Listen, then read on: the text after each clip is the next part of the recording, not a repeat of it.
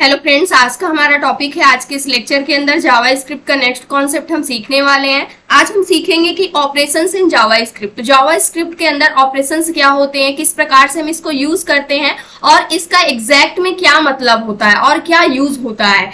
तो जैसे आप सिंपल सी अगर मैथ को समझते हैं, जैसे 5th 6th क्लास के अंदर या फिर स्टार्टिंग 2nd क्लास में भी आप दो नंबर्स को ऐड करना सीखते हैं, उनको डिवाइड करना सीखते हैं, मल्टीप्लाई करना सीखते हैं। इसी प्रकार से उनका मॉडुलो निकालना आप सीखते हैं, यानी कि रिमाइंडर निकालना। इसी प्रकार से उनकी पावर कैलकुलेट करना सीखते हैं। तो ये सारी चीजें क्या होती हैं, इन सभी चीजों को हम सीखते हैं। तो ये सारे हमारे क्या होते हैं, ऑपरेशंस होते हैं। फॉर एग्जाम्पल, हमारे पास कोई नंबर एक ए है और दूसरा नंबर हमारे पास आ जाता है बी, और इन दोनों नंबर्स को हमें क्या करना है, आपस में ऐड करना है। तो यहाँ पर हम प्लस का साइन यूज करेंगे ऐड करने के लिए।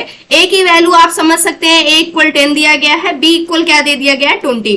तो ये कैलकुलेट होकर के क्या आ जाएगा, 10 + 20 इक्वल क्या आ जाएगा हमारे पास 30। तो इस प्रकार से हम क्या करते हैं, सिंपल सी कैलकुलेशन करते हैं। लेकिन जावा स्क्रिप्ट इस कैलकुलेशन को किस प्रकार से करता है, इसको हम समझने वाले हैं। अब यहाँ पर जो ए नेम का वेरिएबल है, इसको हम क्या बोलते हैं, ऑपरेंड बोलते हैं। ये हमारा क्या हो जाएगा, ऑपरेंड हो जाएगा। इसी प्रकार से बी जो होता है, ये हमारा सेकंड ऑपरेंड हो जाएगा। ये हमारा ऑपरेंड क्या होता है, ऑपरेंड वो होता है यानी जिसके ऊपर ऑपरेशंस को परफॉर्म किया जाता है। ऑपरेशंस कहने का क्या मतलब है, जो भी ऑपरेशंस आप परफॉर्म करना चाह रहे हैं, यानी कि उसको ऐड करना चाहते हैं, डिवाइड करना चाहते हैं, मल्टीप्लाई करना चाहते हैं, तो जो ऑपरेशंस परफॉर्म करेगा वो हमारा क्या होता है, ऑपरेटर होता है। इसको हम क्या बोलते हैं, ऑपरेटर बोलते हैं। यहाँ पर कौन सा ऑपरेटर यूज किया गया है, प्लस का ऑपरेटर यूज किया गया है। इसी प्रकार से अगर हमें इन दोनों को सब्ट्रैक्ट करना हुआ तो a - b, तो यहाँ पर हमारा जो माइनस है ये क्या है, एक ऑपरेटर है, और जो a एंड b यानी जो हमारे वेरिएबल्स यूज किए गए हैं, ये दोनों हमारे क्या है, ऑपरेंड है।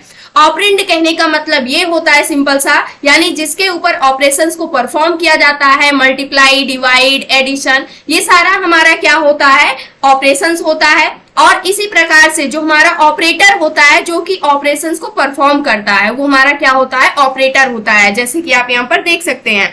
अब यहाँ पर सबसे पहले अगर हमें दो नंबर्स को ऐड करना हुआ तो हम क्या कर सकते हैं, प्लस ऑपरेटर को यूज करेंगे और अपने ऑपरेंड को यूज करेंगे। इसी प्रकार से अगर हमें आपस में उनको क्या करना हुआ, सब्ट्रैक्ट करना हुआ, घटाना हुआ, तो हम क्या करते हैं, जो हमारा माइनस का ऑपरेटर होता है इसको हम यूज करते हैं। इसी प्रकार से मल्टीप्लाई करना हुआ तो हम क्या करते हैं, जो हमारा मल्टीप्लाई का ऑपरेटर होता है इसको हम यूज करते हैं। नंबर्स को आपस में डिवाइड करना हुआ तो हम डिवाइड वाले ऑपरेटर को यूज करते हैं। इतना सबसे पहले हम करके देखने वाले हैं। तो कंसोल विंडो पे आ जाते हैं। कंसोल विंडो पे आने के बाद सबसे पहले यहाँ पर हम दो वेरिएबल बनाने वाले हैं लेट कीवर्ड की हेल्प से। सबसे पहले num1 नेम का हम यहाँ पर एक वेरिएबल बना लेते हैं। इसी प्रकार से हम यहाँ पर एक और वेरिएबल बना लेते हैं num2 नेम का। अब इसके इक्वल हम वैल्यू को डिफाइन कर देते हैं। num1 इक्वल हम यहाँ पर वैल्यू 2 रखने वाले हैं, और सेम इसी प्रकार से num2 इक्वल हम यहाँ पर वैल्यू डिफाइन कर देते हैं इक्वल 6 के। अब इसके बाद हम क्या करने वाले हैं, अब इन दोनों नंबर्स को हमें क्या करना है, ऐड करना है आपस में। तो इसके लिए लेट कीवर्ड को यूज करेंगे, और यहाँ पर हम एक सम नेम का वेरिएबल बनाते हैं, जिसके इक्वल हम क्या करने वाले हैं, यहाँ पर वैल्यू को ऐड करने वाले हैं। किस वैल्यू को, num1 के अंदर जो वैल्यू है और num2 के अंदर जो वैल्यू है, इन दोनों वैल्यू को हम आपस में ऐड कर देंगे। तो यहाँ पर इंटर करते हैं, तो अभी के लिए कुछ भी डेटा यहाँ पर प्रिंट नहीं हुआ है। सम नेम के वेरिएबल को अगर हम प्रिंट करते हैं तो उस कंडीशन पे आप देख सकते हैं इन दोनों का जो एडिशन हुआ है, यहाँ पर नंबर 1 एंड नंबर 2, 2 + 6 क्या हो गया है, 8 आ चुका है। इसी प्रकार से मान लीजिए हमें दोनों वैल्यू को क्या करना हुआ, आपस में सब्ट्रैक्ट करना हुआ, घटाना हुआ। तो इसके लिए हम लेट कीवर्ड को यूज करेंगे, और यहाँ से सब्ट्रैक्ट नेम का हम एक वेरिएबल बना लेंगे, जिसके इक्वल जो हमारा नंबर 1 है, और यहाँ से माइनस हम क्या कर देंगे, नंबर 2 को। तो इस प्रकार से इन दोनों का जो सब्ट्रैक्ट होकर के वैल्यू आएगी, वो हम सब नेम के वेरिएबल के अंदर हमें क्या हो जाएगी, प्रिंट में मिल जाएगी। तो इस प्रकार से हम एडिशन और सब्ट्रैक्शन को करते हैं। इसी प्रकार से हमें मल्टीप्लिकेशन करना हुआ, तो यहाँ से हम लेट कीवर्ड की हेल्प से एक मल्टीप्लाई नेम का वेरिएबल बनाते हैं, मल्टी नेम का,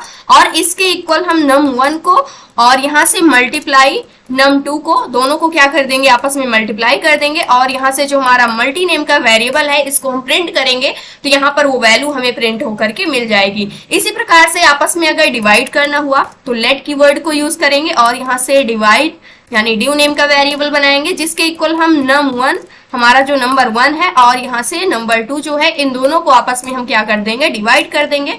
डिव वेरिएबल को प्रिंट करेंगे तो यहाँ से जो डिवीजन होकर के हमारी वैल्यू आई हुई है वो हमें प्रिंट में मिल जाएगी रिजल्ट में। अब इसके अलावा जावास्क्रिप्ट के अंदर दो और ऑपरेटर होते हैं, जिसमें से हमारे पास आ जाता है मॉडुलो। मॉडुलो ऑपरेटर का क्या काम होता है, ये रिमाइंडर को कैलकुलेट करके देता है। मान लीजिए दो नंबर्स आपके पास दिए गए हैं, उसका हमें रिमाइंडर कैलकुलेट करना है, तो उसके लिए हम क्या करते हैं, जो हमारा मॉडुलो ऑपरेटर होता है जिसको हम परसेंटेज के सिंबल से डिनोट करते हैं, इसका हम यूज करते हैं। जैसे हमारे पास 9 और यहाँ पर 7 दिया गया है, ये दो नंबर्स हमारे पास दिए गए हैं, इन दोनों का जो यहाँ पर रिमाइंडर आएगा वो 2 आएगा। 2 कैसे आया हुआ है इसको हम एक बार करके आपको बताते हैं। जैसे मान लीजिए हमें क्या करना हुआ, जो 9 है इसको हमें 7 से डिवाइड करना हुआ, तो ये 1 टाइम जाएगा, तो यहाँ पर क्या आ जाएगा, 7 आ जाएगा, और यहाँ पर वैल्यू क्या बची हुई है, 2 बच जाएगी, क्योंकि 9 में से 7 को अगर आप घटाते हैं तो उस कंडीशन पे 2 आ जाता है। अब यहाँ पर जो वैल्यू आई हुई है यही हमारा क्या होता है, रिमाइंडर होता है। ये जो दो नंबर्स दिए गए हैं इसका रिमाइंडर हमारे पास क्या आ जाएगा, 2 कैलकुलेट होकर के आ जाएगा। फॉर एग्जाम्पल इसी प्रकार से कोई अदर नंबर हमें दिया गया, मान लेते हैं यहाँ पर हमें 8 दिया गया है और हमें यहाँ पर 2 दिया गया है। इन दोनों नंबर्स का हमें क्या करना है, रिमाइंडर कैलकुलेट करना है। तो इसके लिए हम क्या करेंगे, 8 को 2 से डिवाइड कर देंगे, तो यहाँ पर 4 टाइम्स ये जाएगा और यहाँ पर क्या आ जाएगा, 8 आ जाएगा, और ये पूरी तरह से डिवाइड हो जाएगा। यहाँ पर क्या वैल्यू बचेगी, 0 बचेगी।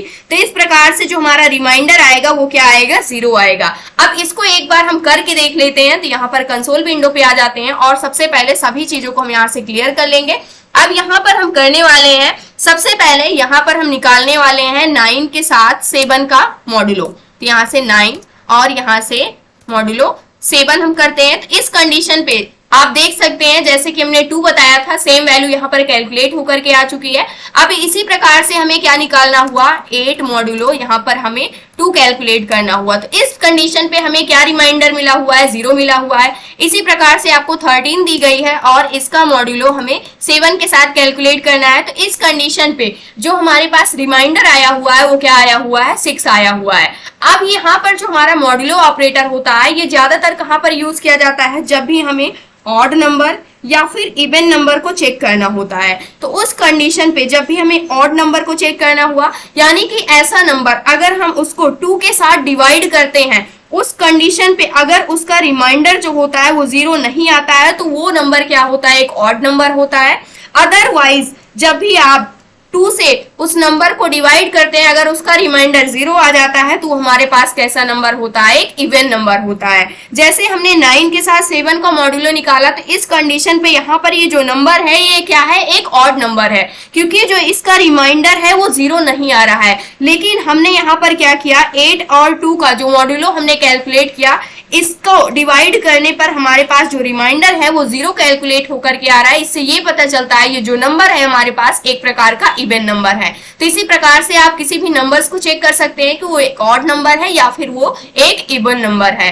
तो ये था हमारा मॉडुलो ऑपरेटर। अब नेक्स्ट ऑपरेटर हमारे पास आ जाता है एक्सपोनेंशिएशन ऑपरेटर। एक्सपोनेंशिएशन ऑपरेटर जिसको हम पावर ऑपरेटर भी बोलते हैं। अब ये जो पावर ऑपरेटर होता है इसको हम किस प्रकार से कैलकुलेट करते हैं, जैसे हम सिंपल सी मैथ के अंदर हमें 2 की पावर 2 कैलकुलेट करनी हुई, 2 की पावर 3 कैलकुलेट करना हुआ, या फिर a की पावर v कैलकुलेट करनी हुई, तो इसको हम किस प्रकार से करते थे, तो इसके लिए हमारे पास होता है एक्सपोनेंशिएशन ऑपरेटर जावास्क्रिप्ट के अंदर, जिसको हम पावर ऑपरेटर भी बोलते हैं। तो इसको अब हम कैलकुलेट करके देखने वाले हैं। इसमें से जो हमारी फर्स्ट वैल्यू होती है ये हमारी क्या होती है, बेस वैल्यू होती है, यानी कि जिसकी पावर हमें कैलकुलेट करनी है। और यहाँ पर जो सेकेंड वैल्यू होती है ये क्या होती है, हमारी पावर होती है। यानी जैसे 3 की पावर 2 दे दिया गया, यानी a इक्वल वैल्यू अगर आपको 3 दी गई है और b इक्वल वैल्यू आपको 2 दे दी जाती है, तो इस कंडीशन पे a की पावर b कैलकुलेट करना हुआ, यानी कि हमें 3 की पावर 2 कैलकुलेट करना हुआ।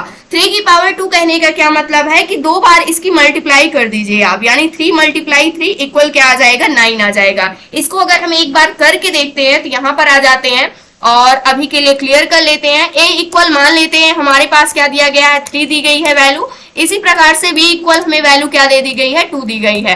अब हमें क्या करना है, a की पावर 3 को कैलकुलेट करना है, यानी कि a की पावर को हमें कैलकुलेट करना है a की पावर b, यानी कि हमें क्या कर देना होगा, 3 मल्टीप्लाई यहाँ पर 3 करना होगा, 2 टाइम्स मल्टीप्लाई करेंगे तो हमारे पास क्या आ जाएगा, 9 आ जाएगा।